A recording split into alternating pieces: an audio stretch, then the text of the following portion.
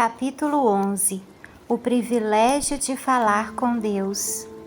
É através da natureza, da revelação, de sua providência e da influência do Espírito que Deus nos fala. Mas isso não é suficiente.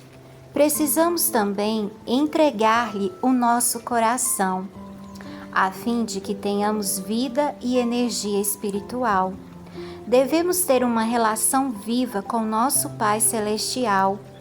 Podemos ter nossa mente atraída para Ele.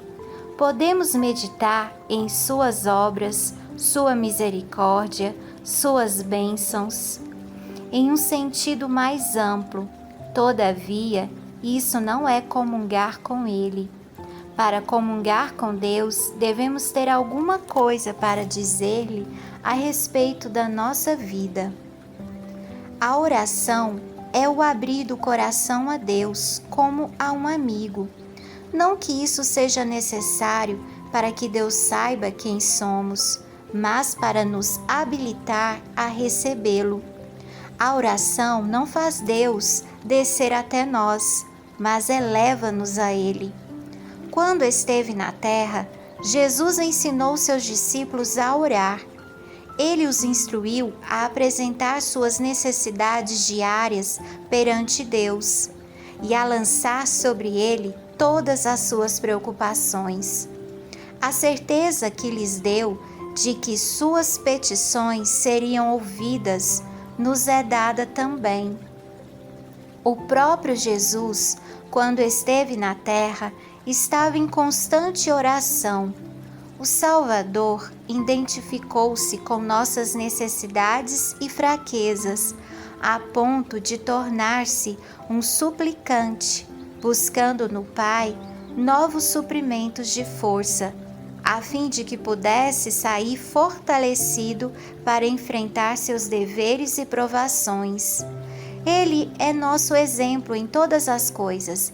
É um irmão em nossas fraquezas, pois como nós, em tudo foi tentado, mas sendo aquele que nunca pecou, sua natureza repelia o mal.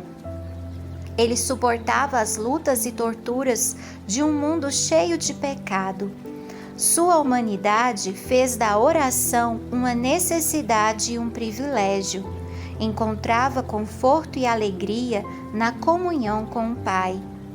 E se o Salvador da raça humana, o Filho de Deus, sentia a necessidade de oração, quanto mais deveriam frágeis e mortais pecadores sentir a necessidade de constante e fervorosa oração. Nosso Pai Celestial deseja derramar sobre nós a plenitude de suas bênçãos. É nosso privilégio beber em grande medida da fonte de amor ilimitado. É surpreendente notar que oramos tão pouco. Deus está pronto e sempre disposto a ouvir a oração sincera do mais humilde de seus filhos. E apesar disso, há tanta relutância da nossa parte para levar-lhe nossas necessidades. O que pensarão os anjos celestiais desses pobres homens e mulheres, seres sujeitos à tentação, quando o coração de Deus, infinito em amor, inclina-se para eles, pronto a dar-lhes mais do que podem pedir ou pensar, e eles oram tão pouco e têm uma fé tão pequenina? Os anjos se comprazem em prostrar-se diante de Deus e ficar perto dele. Eles consideram a comunhão com Deus sua maior alegria. Contudo, os habitantes da terra, que tanto precisam da ajuda que somente Deus pode dar, parecem satisfeitos em andar sem a luz do seu Espírito e a companhia de sua presença. As trevas do maligno envolvem os que negligenciam a oração. As tentações sussurradas pelo inimigo os levam a pecar. E tudo isso porque não se utilizam dos privilégios que Deus lhe deu, os quais advêm da oração. Por que deveriam os filhos e filhas de Deus ser relutantes em orar, quando a oração é a chave nas mãos do crente para abrir os depósitos do céu, onde estão armazenados os ilimitados recursos da onipotência? Sem oração constante, perseverante e vigilância, corremos o risco de ficar cada vez mais descuidados e de desviar-nos do caminho reto. O adversário procura continuamente obstruir o caminho para o trono de misericórdia, para que não obtenhamos, por meio da súplica e fé, graça e poder para resistir à tentação. Existem certas condições para que possamos esperar que Deus ouça e responda nossas orações. Uma das primeiras é sentir nossa necessidade do seu auxílio. Ele prometeu: derramarei água sobre o sedento e torrentes sobre a terra seca. Isaías 44, versículo 3. Os que têm fome e sede de justiça, os que anseiam por Deus, podem estar certos de que serão satisfeitos. O coração deve abrir-se à influência do Espírito, ou não receberá as bênçãos de Deus. Nossa grande necessidade é, por si mesma, um argumento e intercede eloquentemente em nosso favor. Mas é necessário que busquemos ao Senhor para que Ele faça essas coisas por nós. Ele diz: pedi e dar-se-vos-á. Mateus 7,7. E aquele que não poupou o seu próprio filho, antes por todos nós o entregou, porventura não nos dará graciosamente com ele todas as coisas?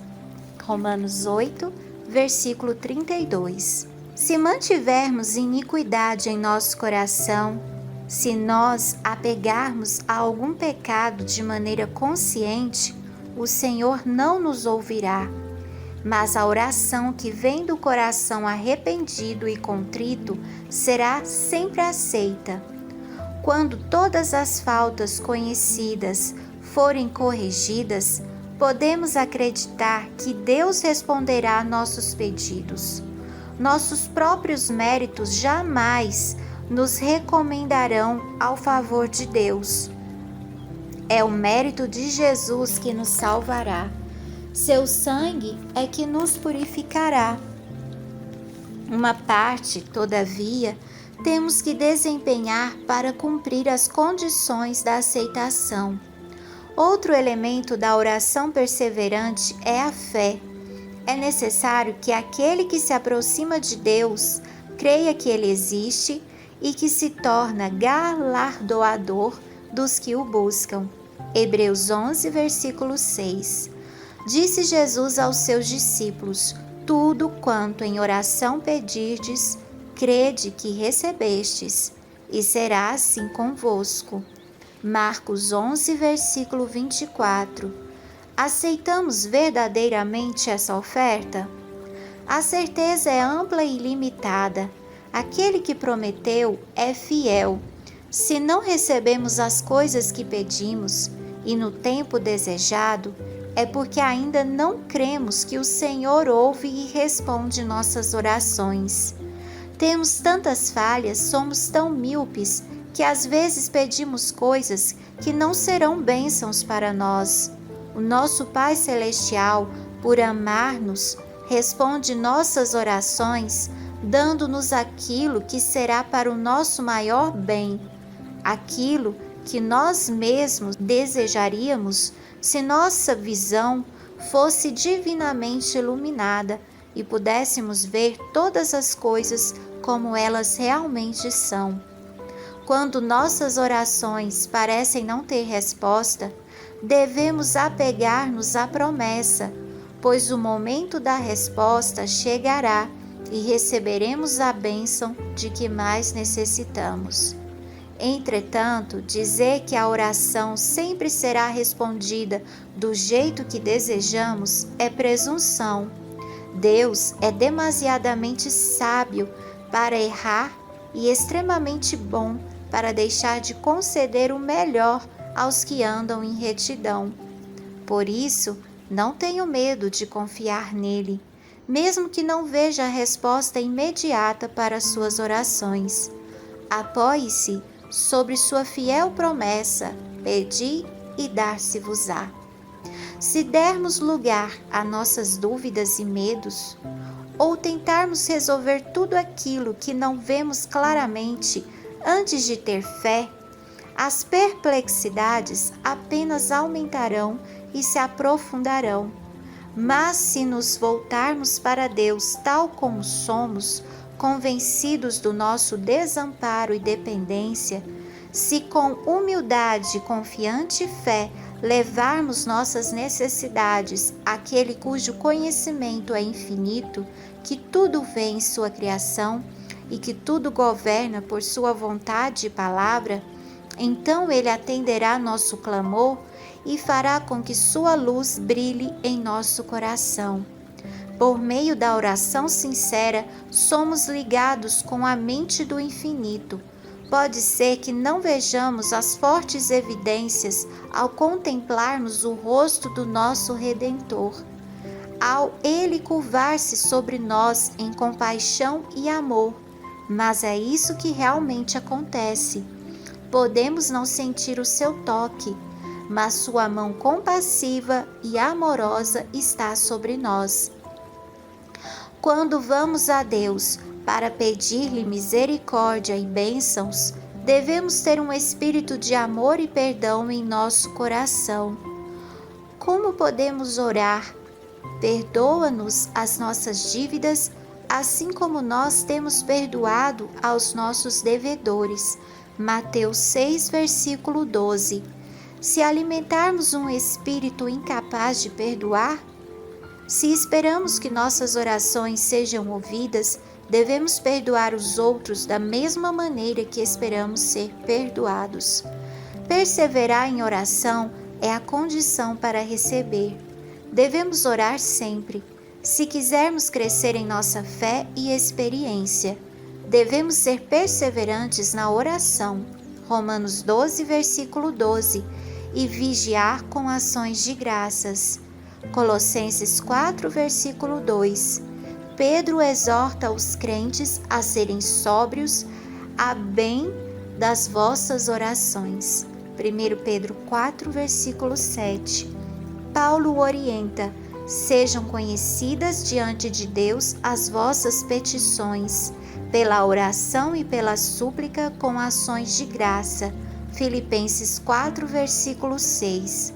Vós, porém, amados, diz Judas, orando no Espírito Santo, guardai-vos no amor de Deus. Judas 20, 21. A oração incessante é a inquebrantável união da alma com Deus, para que a vida que vem de Deus flua para a nossa vida e da nossa vida pureza e santidade fluam de volta para Deus. É necessário que sejamos diligentes em orar. Não permita que nada o atrapalhe. Faça todo o esforço para manter ativa a comunhão entre Jesus e o seu próprio coração. Aproveite todas as oportunidades para ir aonde se costuma orar. Os que estão realmente buscando comungar com Deus serão vistos em reuniões de oração, fiéis ao seu dever, fervorosos e ansiosos para colher todos os benefícios possíveis. Aperfeiçoarão cada oportunidade de colocar-se onde possam receber os raios de luz do céu. Devemos orar em família, mas acima de tudo, não devemos negligenciar a oração secreta, pois é ela que sustenta a nossa vida espiritual. É impossível que a espiritualidade de uma pessoa floresça se a oração for negligenciada. Não basta orar em família e em público. Sozinho, abra o coração aos olhos perscrutadores de Deus. A oração secreta deve ser ouvida unicamente por Ele, aquele que ouve toda a oração. Nenhum ouvido curioso deve receber o fardo dessas preces. Na oração secreta, a mente fica livre das influências do ambiente. livre da agitação. De uma maneira calma, embora fervorosa, você poderá buscar a Deus. A influência que vem daquele que vê em segredo será suave e constante. Seu ouvido está aberto para ouvir a prece que vem do coração. Pela fé simples e serena, a mente entra em comunhão com Deus e reúne os raios da luz divina para dar-lhe forças e sustentá-lo no conflito contra Satanás. Deus é nossa fortaleza. Ore em seu aposento particular. Durante os seus afazeres diários, deixe que o coração se eleve a Deus. Era assim que Enoque andava com Deus. Essas orações silenciosas sobem como precioso incenso até o trono da graça. Satanás não pode vencer aquele cujo coração está arraigado em Deus. Não há tempo nem lugares impróprios para apresentar uma petição a Deus. Não há que possa impedir-nos de elevar o coração no espírito de uma oração sincera. Na rua, em meio à multidão, numa reunião de negócios, podemos elevar uma prece a Deus, pedindo orientação divina. Assim como fez Neemias ao apresentar sua solicitação perante o rei Artaxerxes. Um ambiente adequado à comunhão pode ser encontrado onde quer que estejamos. Devemos manter continuamente aberta a porta de nosso coração e pedir que Jesus venha habitá-lo como nosso hóspede celestial. Embora possa haver uma atmosfera maculada e corrupta ao nosso redor, não temos que respirar seus odores fétidos. Em vez disso, podemos viver no ar puro do céu. Poderemos fechar a porta para a imaginação impura e os pensamentos não santificados se levarmos nosso coração à presença de Deus por meio da oração sincera. Aqueles cujo coração estiver aberto para receber o apoio e a bênção de Deus andarão em uma atmosfera mais santa do que a da terra e manterão comunhão constante com o céu. Necessitamos ter uma visão mais clara de Jesus e uma compreensão mais ampla do valor das realidades eternas. A beleza da santidade deve encher o coração dos filhos de Deus. Para conseguirmos isso, devemos buscar as divinas revelações das coisas celestiais. Que o nosso coração se abra e se eleve. Que Deus possa propiciar-nos um vislumbre da atmosfera celestial. Devemos manter-nos tão perto de Deus que, em cada provação inesperada, nossos pensamentos se voltem para Ele tão naturalmente quanto a flor se volta para o sol. Leve suas necessidades, alegrias, tristezas, preocupações e temores a Deus. Você não conseguirá sobrecarregá-lo, nem deixá-lo cansado. Aquele que conta os cabelos de sua cabeça não é indiferente às necessidades de seus filhos. O Senhor é cheio de terna misericórdia e compassivo. Tiago 5, versículo 11. Seu coração cheio de amor se enternece com nossa tristeza, até mesmo quando as pronunciamos.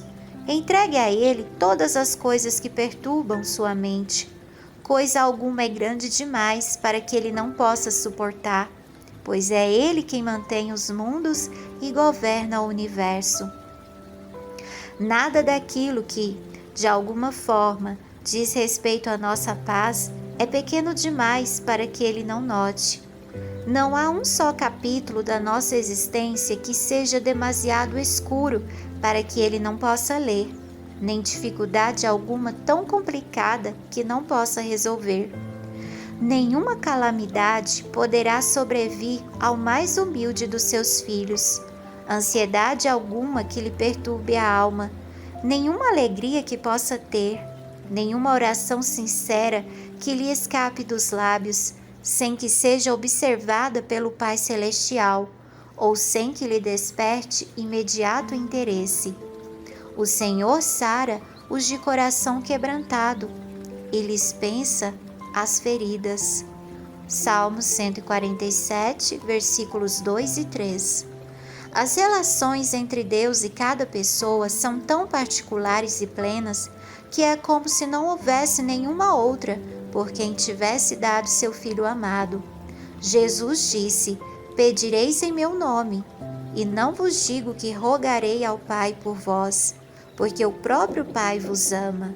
Eu vos escolhi a vós outros, a fim de que tudo quanto pedirdes ao Pai em meu nome, Ele vô-lo conceda." João 16, versículos 26, 27. João 15, versículo 16. Orar em nome de Jesus, todavia, é mais do que simplesmente mencionar esse nome no começo e no fim da oração. É orar segundo a mente e o Espírito de Jesus, crendo em suas promessas, confiando em sua graça e fazendo suas obras. Deus não espera que nos tornemos eremitas ou monges e que nos isolemos do mundo a fim de tornar-nos interessados em atos de adoração.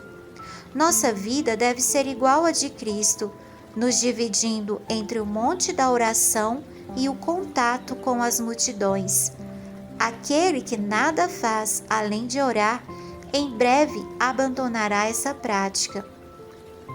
Suas orações acabarão se tornando uma formalidade rotineira. Quando as pessoas se afastam da vida em sociedade e ficam distantes da esfera do dever cristão, deixando de levar sua cruz, quando deixam de trabalhar de maneira dedicada pelo Mestre, aquele que por elas se entregou, acabam perdendo o objetivo essencial da oração e o estímulo à devoção. Suas orações se tornam pessoais e egoístas. Não conseguem orar em favor das necessidades dos outros, nem pelo estabelecimento do reino de Cristo. Sofremos uma perda quando negligenciamos o privilégio de reunir-nos para fortalecer e animar uns aos outros no serviço de Deus. As verdades da sua palavra perdem o atrativo e a importância para nossa mente. Nosso coração deixa de ser iluminado e comovido por sua influência santificadora e nossa espiritualidade declina. Perdemos muito em nossas relações como cristãos por falta de simpatia um pelos outros. Aquele que se fecha em si mesmo não está preenchendo a posição designada por Deus. O cultivo adequado dos elementos sociais de nossa natureza desenvolve a simpatia de uns em relação aos outros e é uma maneira de nos fazer crescer e fortalecer-nos para o serviço de Deus.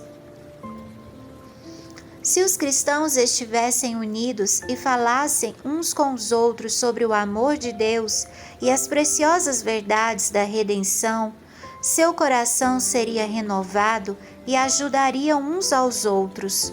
Devemos aprender diariamente de nosso Pai Celestial e dele sempre obter uma nova experiência de sua graça. Só então desejaremos falar de seu amor. Ao assim fazermos, nosso próprio coração ficará confortado e animado. Se pensarmos e falarmos mais de Jesus e menos do próprio eu, teremos mais de sua presença conosco. Se pensássemos em Deus tantas vezes quantas percebemos as evidências de seu cuidado por nós, o teríamos sempre em nossos pensamentos e nos deleitaríamos em falar dele e em louvá-lo. Falamos de coisas materiais porque nisso temos interesse. Falamos de nossos amigos, pois os amamos. Com eles partilhamos nossas alegrias e tristezas. Temos, no entanto, razões muito maiores para amar mais a Deus do que aos nossos amigos terrestres.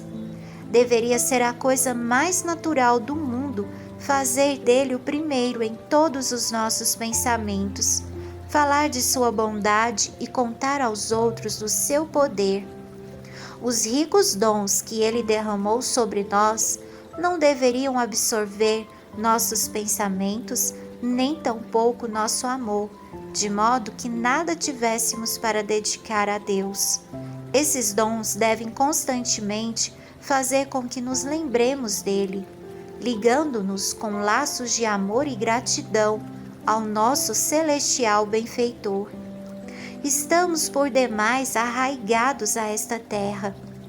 Levantemos nosso olhar para a porta aberta do santuário celestial, onde a luz da glória de Deus resplandece na face de Cristo, que pode salvar totalmente os que por ele se chegam a Deus. Hebreus 7, versículo 25.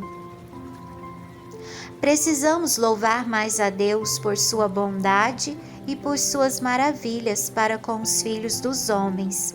Salmos 107, versículo 8.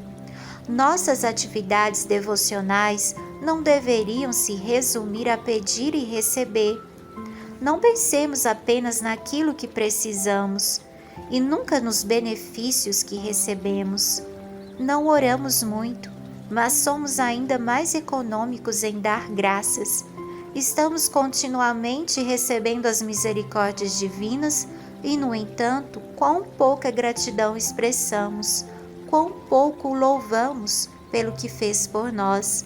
Deus instruiu o povo de Israel no passado, ao se reunir para o culto ao Senhor. Lá comereis perante o Senhor vosso Deus, e vos alegreis em tudo o que fizerdes, vós e as vossas casas, no que vos tiver abençoado o Senhor vosso Deus. Deuteronômio 12, versículo 7. Aquilo que é feito para a glória de Deus deve ser feito com alegria, cânticos de louvor e ações de graça, não com tristeza e aspecto sombrio. Nosso Deus é um Pai amoroso e misericordioso. Os cultos a Ele dedicados não deveriam ser vistos como uma atividade triste e cansativa. Louvar ao Senhor e desempenhar uma parte em sua obra devem ser um prazer. Deus não quer que seus filhos, para quem proveu tão grande salvação, ajam como se Ele fosse um chefe duro e exigente. Ele é seu melhor amigo e deseja relacionar-se com seus filhos quando vão adorá-lo para abençoá-los, confortá-los e encher seu coração de alegria e amor. O Senhor deseja que seus filhos encontrem conforto ao servi-lo e mais prazer do que dificuldades em seu trabalho. Ele deseja que aqueles que o adoram levem consigo os preciosos pensamentos sobre seu cuidado e amor, para que possam estar animados em todas as ocupações da vida diária e recebam a graça necessária para lidar sincera e fielmente com todas as coisas. Precisamos reunir-nos em torno da cruz. O Cristo crucificado deve ser o tema de nossas meditações, de nossas conversas e de nossas mais alegres emoções. Devemos ter em mente cada bênção que recebemos de Deus. Ao percebermos seu grande amor, devemos estar dispostos a confiar tudo nas mãos que foram por nós cravadas na cruz. Nas asas do louvor, o coração pode elevar-se para mais perto do céu. Deus é adorado com cânticos e música nas cortes celestiais. Ao expressarmos nossa gratidão, estamos nos aproximando do culto das hostes celestiais. O que me oferece sacrifício de ações de graças, esse me glorificará. Salmo 50, versículo 23. Cheguemos, pois, com reverente alegria perante nosso Criador e com ações de graça e som de música. Isaías 51, versículo 3.